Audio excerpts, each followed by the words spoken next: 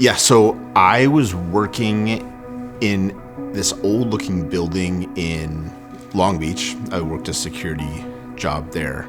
And then this one day, as I'm standing there, I was probably doing some schoolwork or something at the desk.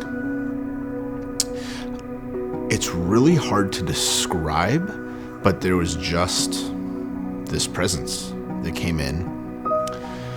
And the best way I can say it is it felt as if something came and laid their hands softly on my shoulders and on my head. Like the presence was softly on my shoulders. And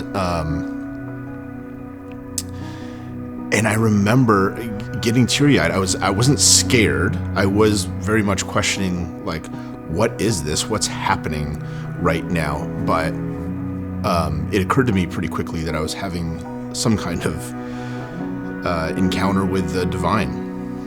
And I remember starting to cry. And I remember telling God to hang on. And I needed to get myself together at some point, because at work I'm supposed to be this stoic security guard making sure everybody's safe, and that was definitely not happening at that moment. And I went under the roof. I had keys to the roof, and that's just where I went. And when I got up there, I just started bawling. Towards the end, I remember thinking, God, I don't know if this is the right thing to ask, but can you just confirm this for me somehow? I had never experienced anything like that before. I didn't know if it was, some like bad pizza or something that I had, and I was just having some sort of random reaction. So I come back next day, the very same place, very next day. I want to say it was about the same time. And this guy that I've never seen before walks in the building and just starts asking questions about the building. And this wasn't uncommon. It's this old, cool-looking building in Long Beach, so people would often kind of walk in off the street and ask questions. And I didn't know too much, but I let the guy sort of look around the lobby, and he said, "Oh, thanks for letting me do that. I'll see you later." "Okay, see you later."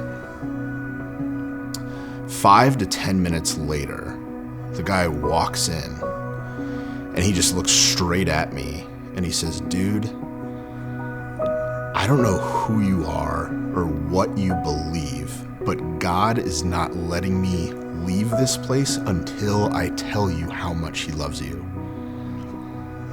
And man, I just started losing it again. And he's kind of like, "What is going on?" And I'm like, "Dude, I don't know. God's just trying to communicate to me in a way that he never has before."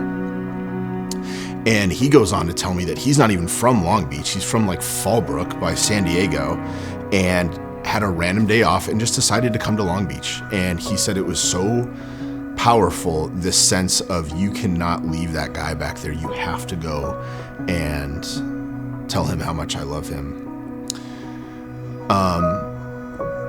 And since that experience, I always found it odd. I've heard these kind of things before, where people are sort of like at the end of their rope, or in some kind of dire need, and God comes through for them, and I believe that happens. That wasn't the case for me.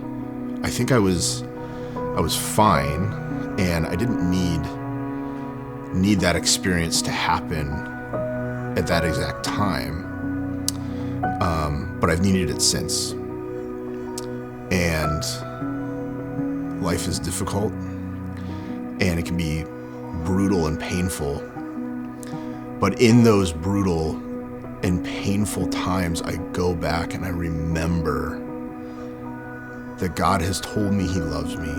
And when I'm walking through those times, I remember I walk in and with his favor.